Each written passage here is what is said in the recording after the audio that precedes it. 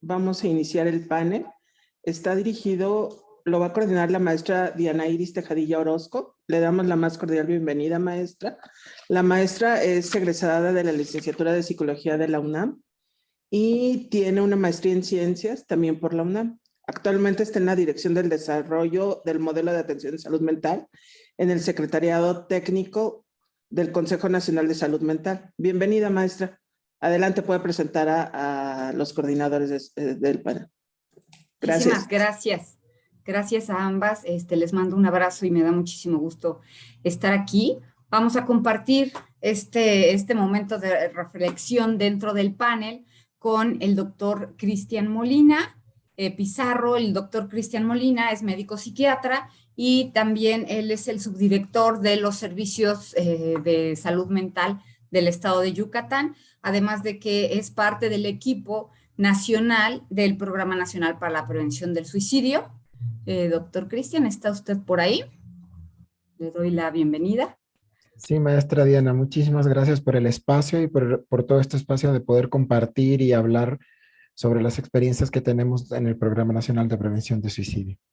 Gracias, doctor. Y también a la vez quiero dar la bienvenida al doctor Enrique Vaca García. Él es parte de el grupo interdisciplinario en comportamiento suicida a nivel internacional. Él está en España, es parte de este grupo de investigación amplio que ha venido trabajando durante más de casi 20 años. Y le quiero dar la bienvenida al doctor Enrique Vaca.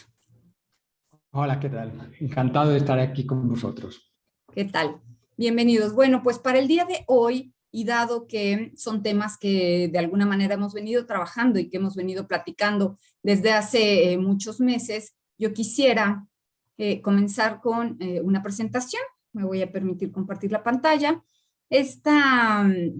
Vamos a hacer el panel un poco más dinámico y a compartir con ustedes estas experiencias que hemos venido recabando desde que inició esta administración, con la intención de homologar a nivel nacional todo lo que se está haciendo, estrategias y acciones en materia de la prevención, la evaluación y el seguimiento del comportamiento suicida. Para esto me voy a permitir pasar a la primera diapositiva. La intención con todo esto es que cuando empezamos a hacer este trabajo colaborativo, interdisciplinario e intersectorial, la intención era que pudiéramos ir hacia el tema de englobar todos estos esfuerzos que ya se venían presentando y considerar cuáles eran las cuestiones que faltaban, las áreas que no se habían fortalecido adecuadamente y las áreas que tenían que verse favorecidas y que tenían que integrarse a todo lo que veníamos haciendo. Para esto, en 2018 empezamos a platicar sobre la necesidad de conocer qué es lo que estaba pasando alrededor del país en el tema del comportamiento suicida y encontramos que no teníamos un documento, una guía, un protocolo que pudiera estar homologado a nivel nacional, que dentro de los componentes de la salud pública no estábamos llevando adecuadamente un sistema de vigilancia para conocer cuáles eran realmente las necesidades de todo este fenómeno del comportamiento suicida y tampoco en todos los estados o en todos los casos estábamos enfocados hacia los determinantes biopsicosociales, es decir, los factores de riesgo y los factores protectores que podían, digamos que integrarse en toda esta visión, en todo este enfoque para realizar intervenciones más asertivas y más dirigidas a la población y a la problemática real en los diferentes estados. En este sentido, unos meses después, ya en 2019, nos dimos a la tarea de hacer un taller con investigadores y gente reconocida en materia del comportamiento suicida para poder obtener la información, los métodos, los documentos, las prácticas basadas en evidencia que nos pudieran permitir desarrollar un programa general, no solamente como parte de una estrategia en salud mental, lo que ahora se conoce como la Estrategia Nacional de Salud Mental, que engloba todas las acciones de la EMPA, la Estrategia Nacional para la Prevención de las Adicciones, con temas como LGBTI+, con temas como violencias, con temas como adicciones, pero sobre todo con temas que involucren en los diferentes sectores y en las diferentes dependencias, acciones y programas que fueran dirigidos a un fin común, que es incrementar la calidad de vida, el bienestar de la población y disminuir los factores de riesgo en materia de salud mental. Así pues, lo que encontramos es que ya se venían trabajando algunos proyectos y algunas metodologías en todo el país, pero no estaban unidos, no estaban comunicados ni homologados. De este taller lo que surgió fue un programa con 5 ejes fundamentales. El primer eje involucraba la vinculación que teníamos que tener, como les mencionaba antes, con y en los diferentes sectores, pero también en las diferentes instancias, tanto gubernamentales como no gubernamentales. Y sobre todo, acotarnos o englobarnos, meternos en el marco de la salud pública, dado que el problema del suicidio es una problemática de salud pública y es totalmente prevenible. Nos dimos pues a la tarea de encontrar que si no estábamos evaluando y no estábamos dirigidos a observar las necesidades que tenía el país, y si además no estábamos diseñando las estrategias a partir de estas necesidades, si solamente estábamos entendiendo la aplicación de las acciones desde una perspectiva teórica, poco íbamos a hacer respecto, uno, de la tasa de suicidio, pero también respecto de otros componentes o indicadores que nos pudieran determinar cómo es que se va incrementando la percepción de bienestar, cómo es que las personas pueden actuar ya dentro de su comunidad, dentro de sus entornos más cercanos para poder tener salud mental. Así pues, derivado de este taller, en donde, y aquí quiero agradecer a todas las instancias que estuvieron bastante involucradas, en este caso sería, sí, con una guía y con una coordinación de la Secretaría de Salud Federal, junto y hacia los estados ejerciendo esta rectoría en salud mental, pero también entidades internacionales como la OPS-OMS, que han sido aliados fundamentales, el grupo de investigación al que pertenecen muchos de estos investigadores, y también, por ejemplo, la Facultad de Psicología de la UNAM, entre otras instancias a nivel nacional como internacional. En este sentido, a la hora de estar revisando toda esta evidencia o todas estas metodologías basadas en evidencia, lo que encontramos es que teníamos que dirigirnos o tener un enfoque más bien de atención primaria a la salud integral, y partiendo de esto conocíamos que teníamos que entender que era en el autocuidado y en la comunidad en donde principalmente teníamos que trabajar, ¿sí? Pero también considerar esta comunicación que tiene que ser fundamental en el caso del seguimiento del comportamiento suicida, en los niveles de atención, es decir, el primer nivel, las unidades que tienen el contacto directo con las personas que pueden padecer alguna problemática relacionada con el suicidio, y además también las unidades que ya tenían un enfoque, digamos que más formalizado para atender estos problemas, y la comunicación hacia los demás niveles como el segundo y el tercer nivel, que podían de alguna manera resolver las urgencias y tener una conciencia como más amplia de qué es lo que se tiene que hacer en el momento de que se presenta un intento o una ideación, es decir, todos los diferentes niveles o pasos, niveles de riesgo sobre todo que puede presentar una persona con comportamiento suicida, y también irnos más allá, no solamente a nivel de la atención, sino también de la promoción, de la prevención, de la atención, recuperación, capacitación e investigación. Así pues, y en este sentido, bueno, encontramos que dentro de estos 5 ejes que se proponía o que se ha propuesto ya y desde muy al principio, basados en las evidencias dentro del Programa Nacional para la Prevención del Suicidio, la vinculación era fundamental para poder tener un adecuado sistema de vigilancia. Cabe mencionar que en estos 5 ejes seguimos trabajando y seguimos avanzando en diferentes fases, puesto que durante muchos años, durante más de 18 años, no se había ejercido la rectoría de la salud mental en el país. El Secretariado Técnico del Consejo Nacional de Salud Mental no había tenido la capacidad técnica para implementar estos programas y estas estrategias. Así pues, nos dimos a la tarea de hacer un diagnóstico general para conocer con qué contábamos, sobre todo en las áreas de atención, de psicología y de psiquiatría, pero también en el primer nivel de atención. Y encontramos, como bueno, ya se conoce ampliamente, que había una gran brecha y que teníamos que dedicarnos a capacitar al personal. En este sentido, se han hecho grandes avances y aquí yo les muestro que desde, digamos que el centro de este óvalo, teniendo como base de partida ya el documento propiamente, el Programa Nacional para la Prevención del Suicidio, fuimos repartiendo o dividiendo las diferentes estrategias que íbamos a hacer para poner orden en estos niveles de atención, pero sobre todo en el autocuidado y en el trabajo comunitario, considerando y utilizando los 5 ejes del programa. Como segundo eje teníamos, como les decía, la capacitación. Al momento ya tenemos dentro del curso diplomado de comportamiento suicida alrededor de 5,000 personas capacitadas.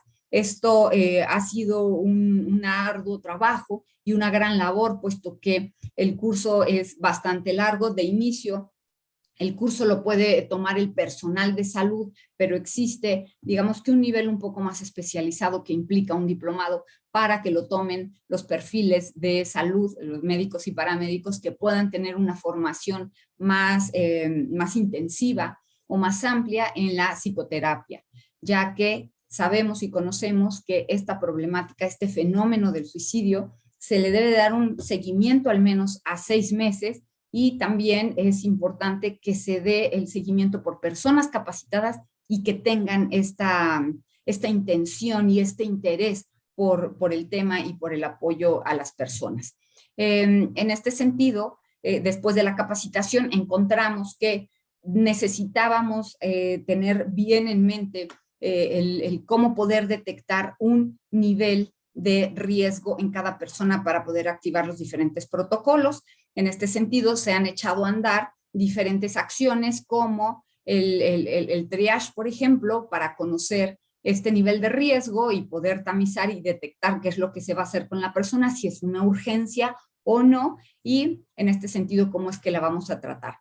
Sobre todo, también un tema que aquí quiero mencionar es que es fundamental el poder comunicarnos. Ahorita se están capacitando a las personas, y es decir, como lazos comunicantes entre estas diferentes herramientas está el que podamos invitar a través de las mesas espejo a las dependencias gubernamentales y no gubernamentales a trabajar homologadamente y conociendo la innovación y las últimas tendencias y las últimas herramientas a nivel tecnológico. Tenemos también en este sentido, y más que nada enfocado al personal médico, el que necesitamos tamizar, psicoeducar, atender y capacitar a nuestros médicos internos de pregrado y nuestros pasantes de servicio social, que en gran medida sostienen el sistema de salud de nuestro país, pero esto solo como un inicio. La intención es que esto sea extensivo a los demás perfiles y en algún momento que pueda también ser extensivo a las otras poblaciones. Ya el doctor Enrique Vaca nos va a platicar un poquito más acerca de estos temas de investigación y nuevas tecnologías. Un tema también fundamental es la homologación de la atención, tanto en salud como en patología, para todas las personas dentro de todas las unidades de salud mental y adicciones, primer nivel, nivel 1.5, segundo y tercer niveles, pero muy enfocado con la comunidad y con el autocuidado. Tenemos también dentro de estas herramientas y dentro de estos 5 ejes que implicarían, además de la vigilancia, de la vinculación y de la capacitación, el hecho de que podamos hacer las intervenciones adecuadamente y una investigación. Esto nos permitiría ir tomando decisiones más certeras para poder redireccionar los recursos dentro de toda esta maquinaria y optimizar lo que tenemos. Es verdad que hay poco recurso a nivel económico, pero sí tenemos mucho recurso y muy bien preparado a nivel técnico en cuanto a salud mental y por lo tanto es fundamental fortalecerlos en todas estas innovaciones. Tenemos también otra herramienta que es la telementoría. El Programa Nacional de Telementoría nos ha permitido llegar a más personas, no propiamente como telemedicina, sino como un acompañamiento y un espacio para resolver dudas de los profesionales del primer nivel, sobre todo los médicos generales, en el momento en que puedan detectar estas problemáticas y pierden el miedo de recetar los psicofármacos, poderles dar un seguimiento acerca de qué es lo que se tiene que hacer después con los pacientes y sobre todo en el seguimiento y la comunicación con las demás personas dentro del equipo de salud mental. Tenemos herramientas comunitarias que nos han permitido, por otra parte, ir a hacer contacto y hacer partícipe a la población de que estas herramientas y esta psicoeducación se puede llevar a cabo desde casa y en un lenguaje muy familiar y en un lenguaje muy sencillo, sin tantos tecnicismos, sin tanto, digamos que, complicación para todos ellos. Y sobre todo empoderarlos para que sepan que pueden aplicar dentro de su comunidad estas herramientas. Estas 2 herramientas serían las brigadas comunitarias en salud mental. Lo que pretenden estas brigadas es llevar salud mental, pero también integrar esa salud mental con la salud general, porque volvemos a lo mismo, no hay salud sin salud mental, y si se está comprometiendo y si no tenemos claro como equipo de salud qué es lo que representa la salud mental, es decir, estos 4 componentes que implican el poder desarrollar mis propias habilidades, el poder ser productivo en las diferentes áreas de mi vida, pero también el contender con el estrés cotidiano y el participar o contribuir con mi comunidad, pues entonces no estamos teniendo salud mental y no estamos teniendo salud. Otra herramienta son los grupos educativos que pretenden ser espacios semanales de aproximadamente 2 horas para hablar de los 10 temas prioritarios de la salud mental, pero sobre todo en este lenguaje sencillo y con la posibilidad de referir a las unidades para una atención un poco más pues especializada y más a lo mejor personalizada o a lo mejor en grupos, pero que haya opciones de atención para todas las personas en las diferentes edades, siendo también transversales con el tema del ciclo de la vida, con los derechos humanos, con la interculturalidad y con la perspectiva de género.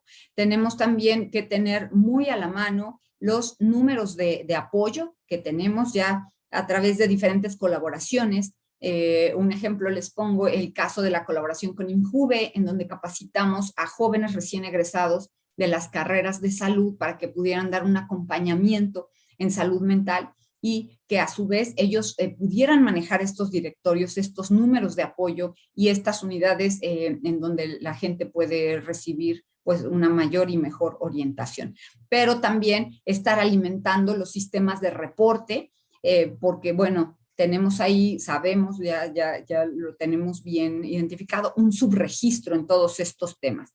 Y por sobre todo, empoderar a la población, como les decía, y hacer un trabajo colaborativo entre los diferentes profesionales de la salud, pero también entre las diferentes instituciones y los diferentes sectores. Entonces, teniendo este panorama general de lo que implica el Programa Nacional para la Prevención del Suicidio, quisiera yo darle la palabra al doctor Cristian Molina para que nos hable un poquito más de esta integración del programa dentro de toda la red de atención.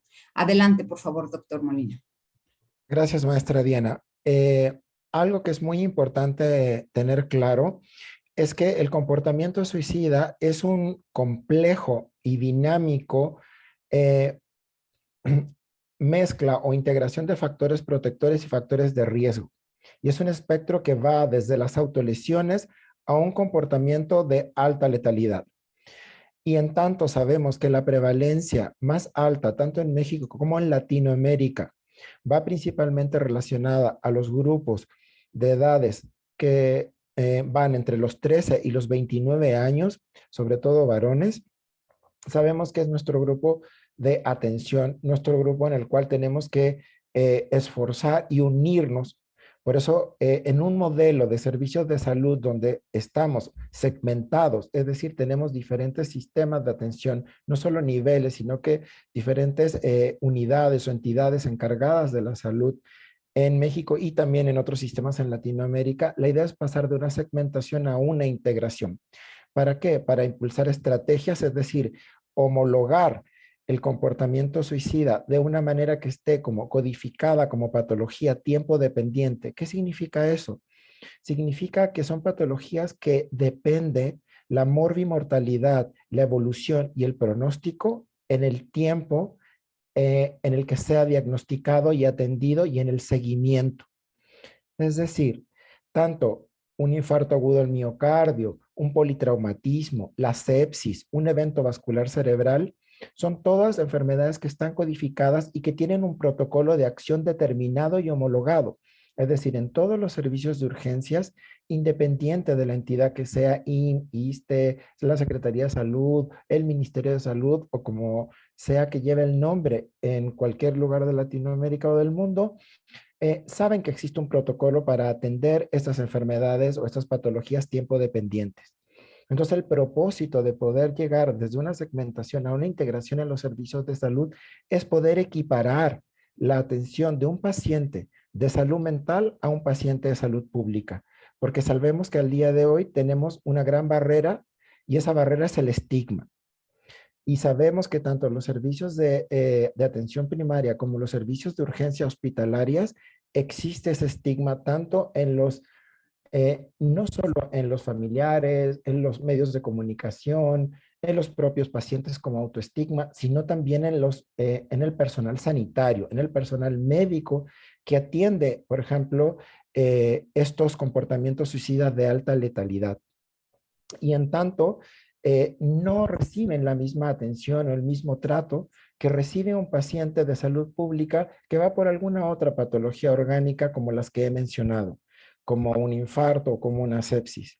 Y en ese sentido, tenemos un gran subregistro porque muchos pacientes son dados de alta de los servicios de urgencia hospitalarios sin ser codificados como un comportamiento suicida. Es decir, una vez que se ha resuelto el problema médico, es decir, que se ha resuelto el politraumatismo debido a una caída, cuando en realidad fue un comportamiento suicida por precipitación. O, por ejemplo, cuando se ha resuelto la herida por arma blanca o de bala, cuando en realidad fue un comportamiento suicida, y son dados de altas y no referidos o derivados para un seguimiento en el comportamiento suicida, en esta patología que es tiempo dependiente, en el cual sabemos que el seguimiento, sabemos que las primeras 72 horas son sumamente importantes y poder tener un protocolo homologado que todos y cada uno sepamos, dependiendo de nuestro grado de intervención, cuál es nuestra función, cuál es nuestro propósito, cuál es nuestro protocolo a activar, qué nos corresponde hacer. En tanto, conseguir un funcionamiento de todas estas redes integrales de los servicios de salud. ¿Por qué?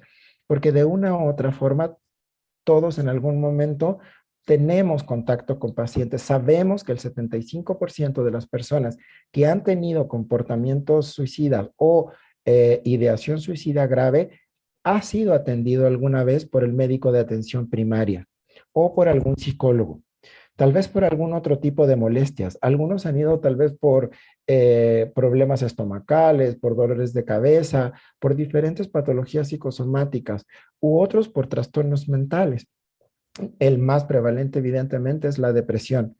Y por uno u otro motivo, no se ha explorado este tema de la ideación o del comportamiento suicida, evitando así el poder entregarle todas estas herramientas, todos esos factores protectores que inician con una buena detección, con un buen protocolo de atención, con un plan de seguridad, con una tarjeta cortafuegos, con todo un protocolo que tenemos integrado en este programa nacional de la prevención del suicidio. Entonces, de una u otra forma, todos estamos unidos en esto, porque ya sea en cualquier nivel que estés, ya sea en atención primaria, comunitaria, en la brigada, en el INS Bienestar, en donde sea, en algún otro punto, en algún momento va a llegar algún paciente con autolesión, con ideación o con pensamiento de muerte o ya con algún paso directamente al acto. Es por eso que es tan importante que todos trabajemos unidos y sobre todo con acciones homologadas, igual que como se hace con el infarto agudo al miocardio, y aunque sea insistente con esto, porque es totalmente equiparable, porque estamos hablando de algo de vida o muerte. Estamos hablando de un comportamiento en el cual la muerte es prevenible. Y estamos hablando de un dolor social, de un dolor psíquico que podemos prevenir y que nuestras intervenciones pueden funcionar como herramientas analgésicas a ese dolor psíquico, a ese dolor social. Podemos tener estrategias desde el primer momento, desde la primera intervención. ¿Me puede pasar a la siguiente, maestra Diana, por favor? Claro que sí.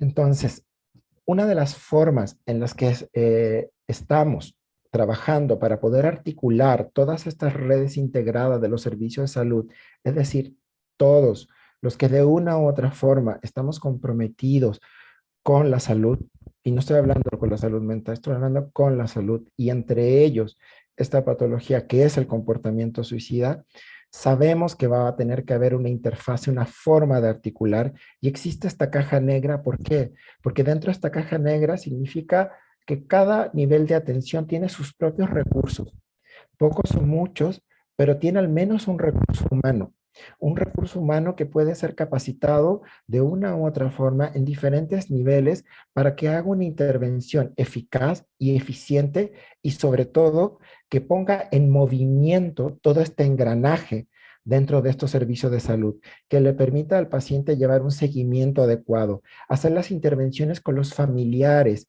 entregar sobre todo factores de protección, entregar los directorios, poder realizar estas tarjetas de cortafuego, eh, estos planes de ayuda, todas estas cosas que podemos activar todos los servicios que tenemos en la comunidad, desde el autocuidado. Además, hacer un abordaje integral, incluyendo hacer un buen diagnóstico desde la perspectiva de salud mental. Es decir, también explorando si a lo mejor él o la paciente cuenta con algún otro diagnóstico en salud mental. Y por supuesto, dentro de esta caja negra, en cualquier nivel de atención, insisto, cuenta con propios recursos, muchos o pocos, y tienen sus propios atributos, que al final van a generar en conjunto, si todos trabajamos de manera articulada y homologada, un servicio operacional eficiente y eficaz que nos va a permitir de una u otra forma el objetivo final. ¿Cuál es? Disminuir la prevalencia del comportamiento suicida, sobre todo en nuestros jóvenes.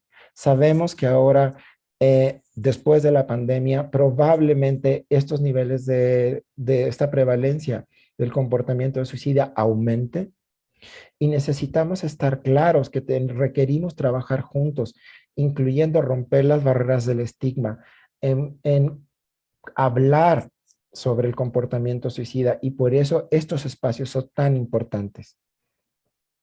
¿Podría dar la siguiente? Y en ese sentido, ahora le quiero dar el paso al doctor Enrique Vaca García para que nos explique cuáles son los aspectos de cómo las nuevas tecnologías nos pueden apoyar en poder tener diferentes niveles de intervención en el comportamiento suicida, y hacia dónde va y qué herramientas nos permite la investigación para poder responder frente a estos nuevos desafíos con las nuevas tecnologías en el comportamiento suicida. Así que, doctor Enrique, adelante. Muchísimas gracias, Cristian. Muchísimas gracias, Diana, por hacerme partícipe de este simposio. Yo voy a intentar cargar una presentación que me va a servir para llegar a lo que me acaba de poner el doctor Cristian. A ver si puedo compartirla. Yo creo que...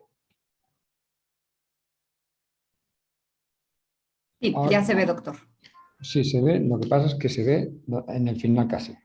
Les he hecho un poco de spoiling y verán.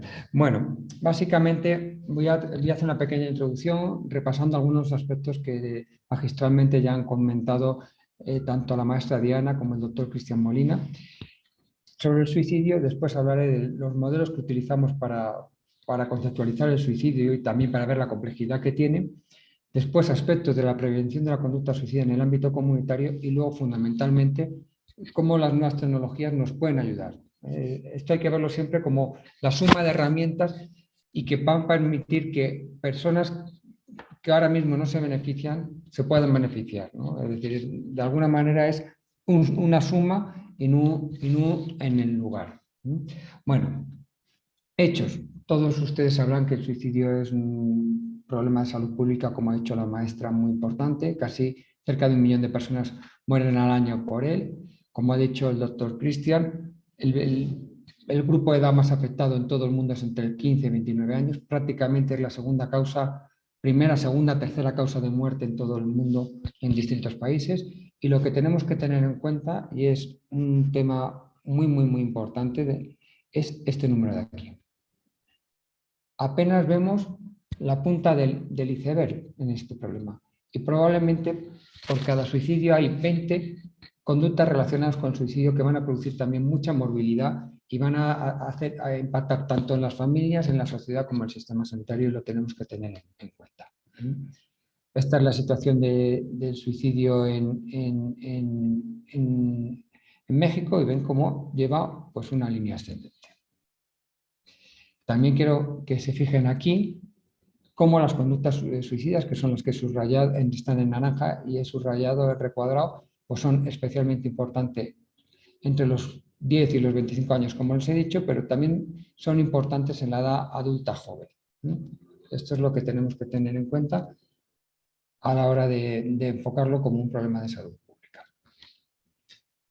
¿Es compleja? Pues ya ven aquí en el margen izquierdo de la diapositiva lo compleja que es, la cantidad de factores que intervienen, ¿no? Primero, factores sociales, desde la localización geográfica, las normas socioculturales, el ciclo económico, los valores, las disrupciones, los cambios de valores, el aislamiento social, un tema realmente muy importante. El cómo los medios lo reportan el suicidio, la información que tienen las personas. Ha dicho el doctor Cristian con una gran brillantez el estigma. Todo eso, el estigma que hay con las enfermedades mentales y con el suicidio nos evita poder hablar de él y poder actuar eficazmente, ¿no? Todo ello actúa sobre una persona que tiene factores que tienen que ver evidentemente con su vida intraútero, con cambios genéticos y epigenéticos y con la historia familiar. Sobre eso van a aparecer factores del desarrollo que van a condicionar su personalidad, sobre todo dos aspectos, la impulsividad, la agresión y también la hostilidad.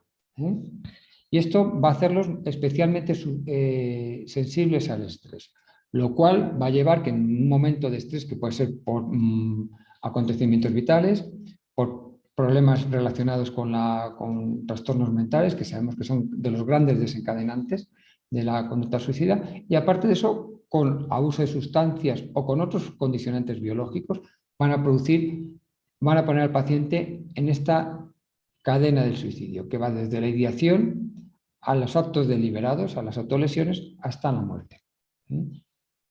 Como estamos hablando de que todos estos factores son dinámicos y aparecen a lo largo de la vida, vemos cómo en la parte derecha, cómo los factores van a ir configurando la conducta suicida en cada momento de la vida. Y vemos que hay factores que nos siguen a lo largo de la vida y hay algunos que van a aparecer, por ejemplo, en la adolescencia, como son los trastornos de personalidad, y que conforme avance la edad adulta van a ir difuminando su importancia, como los factores económicos, que en la tercera edad tienen menos importancia, ¿no? De esta manera podemos llegar a establecer cuáles son los estilos de vida que influyen más decididamente en cada edad. En los jóvenes, que es el grupo Diana, como ha dicho muy bien el doctor Cristian, pues fundamentalmente tenemos en cuenta las relaciones interpersonales y sobre todo alcohol y drogas. Y un tema que también ha empezado a ser importante en la generación de los millennials, que es la relación con las nuevas tecnologías. En las personas adultas, pues las drogas, por supuesto, y el estrés laboral, y en las personas más mayores tenemos factores relacionados con la salud física y también con la soledad. Aquí les voy a poner datos de experiencias que hemos hecho tanto en Yucatán como en Milpalta, en una alcaldía de Ciudad de México. Este es un poco el diagrama de la campaña que hicimos para tamizar, es decir, para hacer un screening poblacional de cuáles eran los problemas de salud mental y en concreto el suicidio.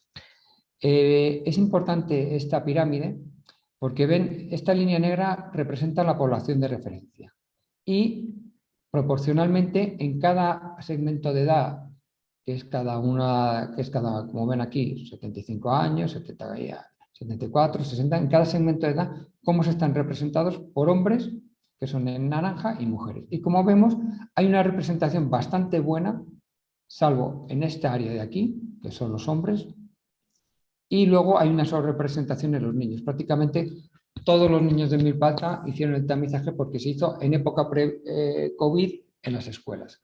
¿Qué nos encontramos de estos resultados? Pues que fundamentalmente la depresión actuaba muy importantemente sobre el bienestar de los chicos y sobre la conducta suicida. Estos son datos que se extrajeron de un programa de tamizaje para ver cómo estaba la población, para tomar medidas preventivas y además para elaborar modelos que nos pudiesen servir para desarrollar nuevas herramientas. Y por supuesto, como ha dicho la maestra Diana Tejadilla, todo esto fue fruto de una investigación que en breve será publicada. Ahora mismo está aceptada en el Journal of Clinical Psychiatry. También vimos cómo el alcohol era muy importante en personas jóvenes, sobre todo en varones, acuérdense porque es uno de los factores de riesgo más importantes para el suicidio, y las drogas tenían más importancia sobre todo a partir de los 20 años. Aquí sí que nos llamaba mucho la atención el problema de alcohol en los muy jóvenes. El riesgo suicida, como ven, en personas jóvenes. Y un tema que nos llamó mucho la atención es el tema de las autolesiones como precisamente predictor en la cadena suicida, ya les he dicho, ideación, autolesiones, intentos de suicidio y después suicidio consumado, pues como aquí tenemos ya una base que probablemente en los próximos años vayan a pasar a conductas suicidas o a riesgo suicida. Y esto también tiene su interés, no solamente para saber la situación actual, sino para hacer políticas de futuro. El resultado del tamizaje el que realizó el doctor Molina en Yucatán, gracias a los servicios de Yucatán, nos arrojó datos muy similares. Vimos que prácticamente el 44% de la población tenía una salud buena. Usamos el mismo código que están usando ahora para el COVID, pero un año y medio antes de la epidemia. Entonces, 44% de la población joven pues tenía una salud mental buena, el 37% algún problema y aproximadamente un 20% sí que tenía problemas y un 10% problemas serios. Y de hecho, en este estudio encontramos 64 personas con un riesgo muy importante de suicidio que estaban al margen del sistema sanitario. Y gracias a esta herramienta, a esta experiencia, se las pudo tratar adecuadamente. ¿Se puede prevenir el suicidio? Por supuesto que se puede prevenir el suicidio. Estos son los sistemas de prevención habituales que la OMS preconiza y fundamentalmente preconiza 3 niveles. Una atención universal que va relacionada con el acceso a sistemas de salud y a la restricción de medios letales. Una selectiva que tiene que ver con personas que ya están en riesgo y que supone el darles un acceso sobre todo vinculante, mucho más importante, con servicios de atención telefónica 7-24 horas, líneas suicidas, clínicas específicas de suicidios, y luego una indicada con personas que ya han hecho un intento de suicidio, que, como decía el doctor Cristian, han pasado por el sistema sanitario y que hay que seguir después, hay que asegurar que seguimos para evitar que recaigan en los próximos días. Y Dinamarca, que les pongo aquí en la diapositiva, ha demostrado empíricamente que todas esas estrategias son útiles, pasando en 1980 de una tasa de 38 suicidios por 100.000 a una tasa en el 2017 del 8,8. Es decir, han reducido prácticamente a un cuarto la tasa inicial que tenía. Esta es una diapositiva que desarrolla un poco lo que les he dicho antes, pero como vamos con tiempo, quiero que se queden simplemente con el fogonazo y que hagan y que vean que aquí, que ahora mismo, probablemente una de las acciones que podemos utilizar es la tecnología para complementar y llegar donde no llegamos con los sistemas sanitarios, que sabemos que tienen limitaciones en un país tan grande como México y tan diverso y con tantos territorios aislados, pues probablemente sea una ayuda a lo que hay. Cuando hacemos una intervención en crisis, y esto es un principio fundamental tanto en acciones presenciales como no presenciales, es decir, asociadas a sistemas electrónicos o no, es desde luego identificar el problema. Aquí el tamizaje nos puede ayudar, establecer un primer contacto con el paciente. También los sistemas electrónicos de tamizaje nos pueden ayudar, como en el caso de Yucatán, a contactar con el paciente, hacer una evaluación de riesgo suicida, establecer una alianza terapéutica, eso por supuesto se hace fundamentalmente con personas, y desde luego elegir un tratamiento y dispositivo, ¿no? Esto es los principios básicos. Y en la comunidad lo que tenemos que tener en cuenta es que el paciente y la familia es el centro del sistema, que los sistemas tienen que estar asentados en la comunidad, tienen que ser eficientes, es decir, que con muy pocos recursos hagamos mucho, integrados, como ha tratado de describir el doctor Molina. Tiene que haber una continuidad asistencial. No podemos atender a un paciente en una urgencia del hospital y luego no saber qué pasa con él. La calidad es una cuestión absolutamente innegociable y desde luego el uso de la tecnología nos va a permitir algunas oportunidades. El panorama que tenemos ahora es este. Tradicionalmente estamos acostumbrados a dar servicios en persona, ya sea por expertos, a través de los psiquiatras y psicólogos, o a través de los recursos comunitarios que tiene la comunidad, ¿no? Líderes locales, personas importantes en la comunidad, como pueden ser maestros, como pueden ser religiosos, médicos, personas que pueden estar entrenadas con alguna capacitación. Esto es lo tradicional. Y lo que se nos sobre ahora es todos los medios digitales. Por un lado, para hacer teleasistencia y sobre todo también para encontrar soportes en la propia comunidad. Y con el coronavirus hemos visto cómo no solamente hay una comunidad física, sino como hay una comunidad digital que nos puede proveer de muchos servicios. Cuando hablamos de la prevención del suicidio, pues desgraciadamente estamos todavía en la etapa COVID y tenemos que tener en cuenta todo esto, ¿no? El acceso a los sistemas de salud, evitar el aislamiento. Sabemos que el coronavirus ha producido mucho aislamiento y eso lo tenemos que tener en cuenta.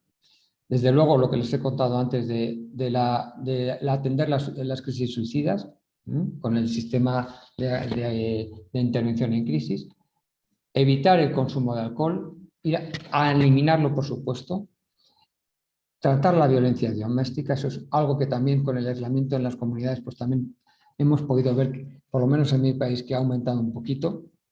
Y desde luego hablar con los medios para que hagan una política de comunicación adecuada. Cuando hablamos de sistemas de apoyo y de cómo podemos utilizar la tecnología, me voy a remitir a este programa que hemos ensayado, ya les he dicho, en Yucatán y en Milpa Alta. Aquí tienen ustedes la cita bibliográfica para consultarlo en detalle y fundamentalmente lo que queremos es tener un sistema que permite tamizar a grandes capas de la población. para saber qué problemas tienen y a partir de ahí darles solución. Y evidentemente está enfocada no solamente a las personas, no solamente está indicada a las personas, también está preparada para los planificadores y también para los líderes locales, para que todos conozcamos mejor cuál es la realidad y podamos actuar y ayudar sobre las personas.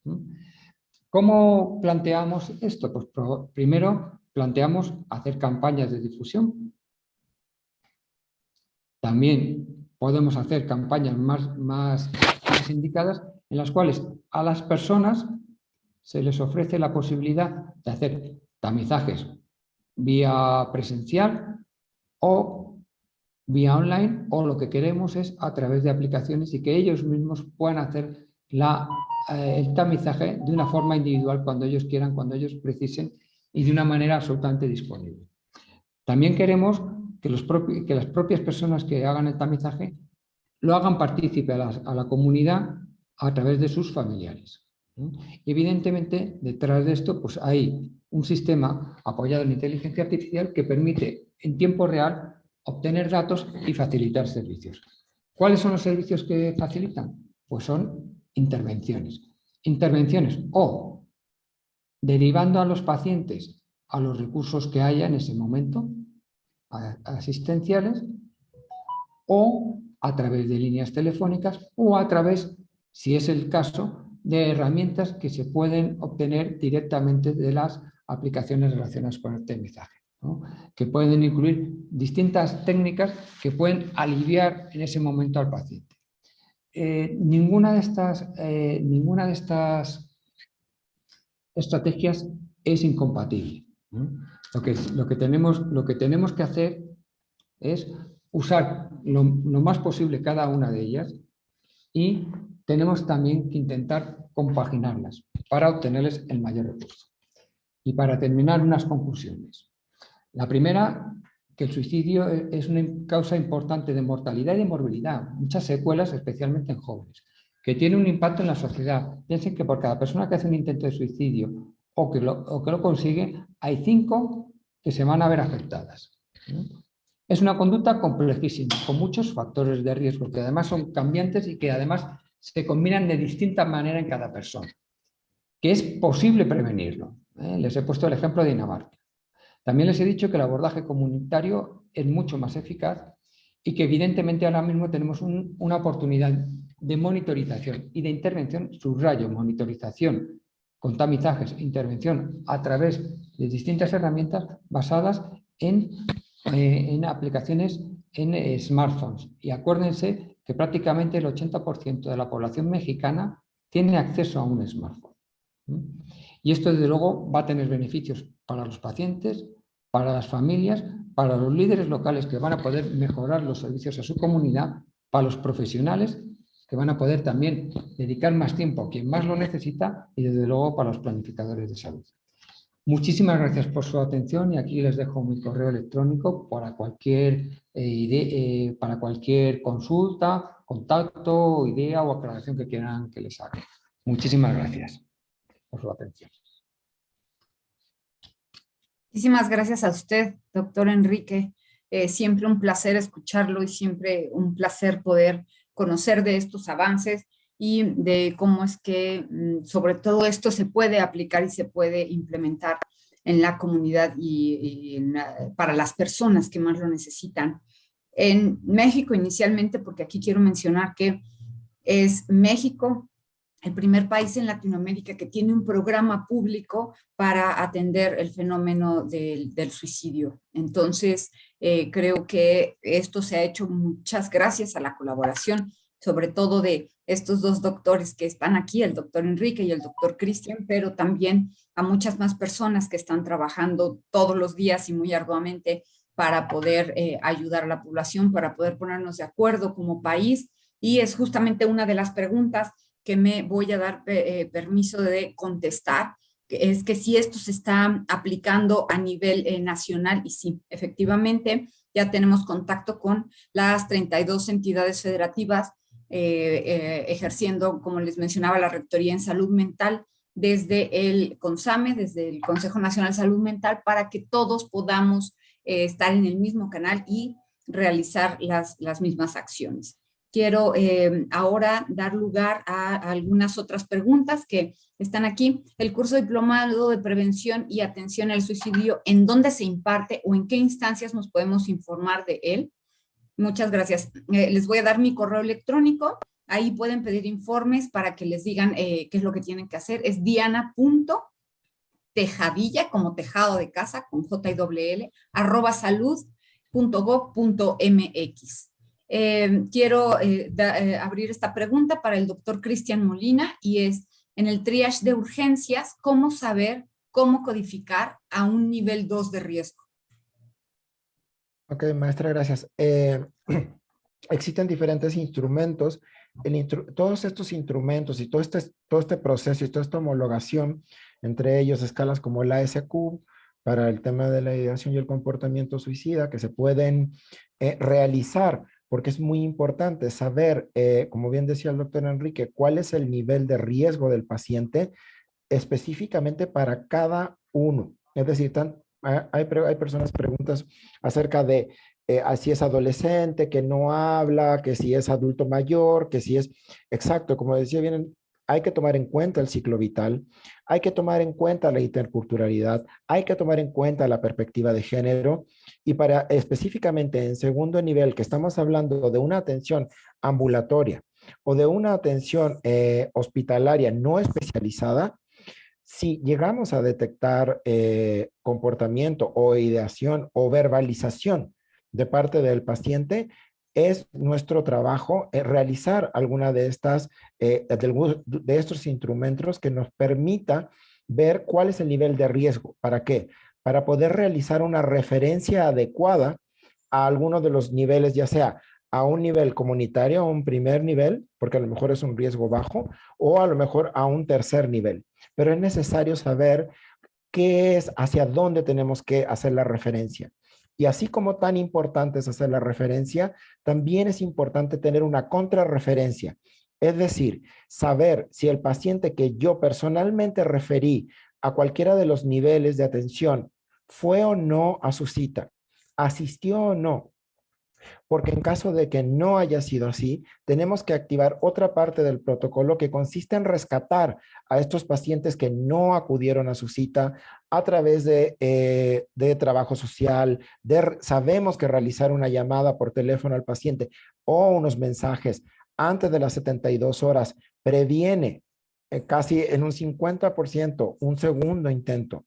Y además sabemos que el tener, como en cualquier otra patología, y vuelvo a insistir en esto, entre más datos clínicos, entre más información tengamos acerca de todos los factores que engloban específicamente a este sujeto, vamos a poder tener mejores herramientas para poder diseñar un protocolo de intervención adecuado para esta persona, para este usuario, y además saber a qué nivel de referencia lo vamos a hacer. Todo este sistema de referencia y contrarreferencia ya lo tenemos dentro del programa y vuelvo a insistir, la contrarreferencia es igual de importante.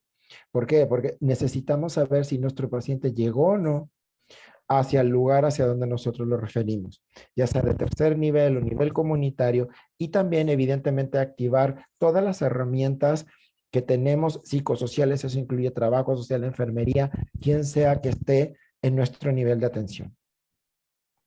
Muchas gracias, doctor Cristian, por esta respuesta tan clara y tan amplia. Paso a la siguiente pregunta para el doctor Enrique Vaca.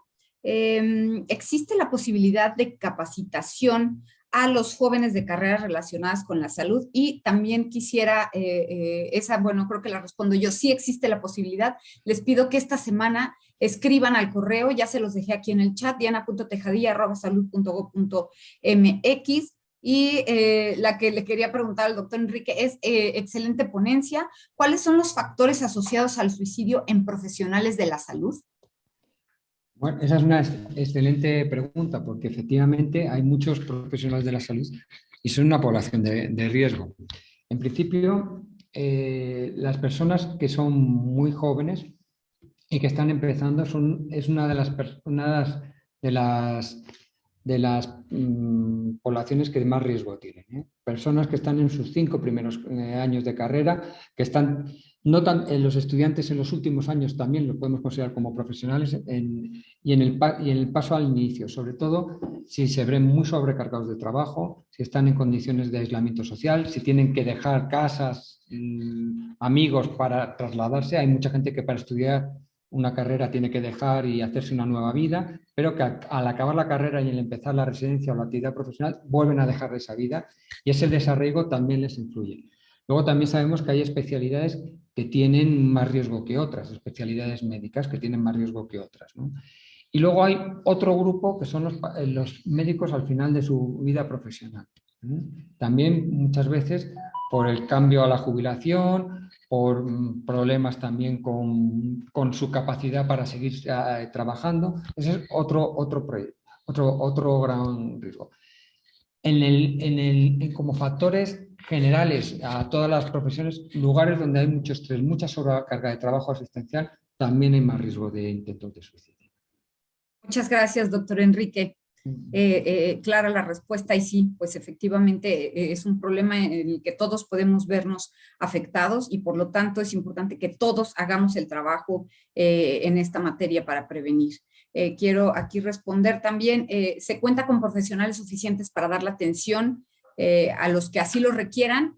Sí y no. Actualmente alrededor de 5,000 personas ya están capacitadas en todo el sistema de salud a nivel nacional. Pero bueno, falta mucho por hacer y sobre todo lo que queremos enfatizar es este trabajo a nivel de la promoción y la prevención. Entonces, por eso les pedimos también que difundan los teléfonos de la línea de la vida que son para población abierta, son el 800-911-2000 y también tenemos el teléfono de la Contacto Joven que en un momento se los voy a compartir, nada más permitan abrir una presentación mientras voy respondiendo que estamos suponiendo en la tele que habrá asistencia que la propia persona requiere y pueda solicitar ayuda. Bueno, ahorita se están haciendo una serie de entrevistas en diferentes medios para que la gente pueda acceder a estos números. Y como les mencionaba, el programa Contacto Joven tiene un número que es a través de WhatsApp y es el 557211-2009 y es para los jóvenes de entre de 18 a 29 años y ya pueden escribir ahí, incluso los más jóvenes si tienen algún par que los pueda acompañar, también pueden escribir sin ningún problema. Y lo relaciono con esta otra pregunta, ¿se valora que el adolescente no está acostumbrado a comunicar sus problemas? Esto lo sabemos y es justamente una parte de los factores que pueden influir de manera negativa, pero por lo tanto tenemos que abrir estos espacios entre pares, como lo es el caso del programa Contacto Joven, y en un momento les pongo estos dos números de la línea de la vida y del programa Contacto Joven en el chat.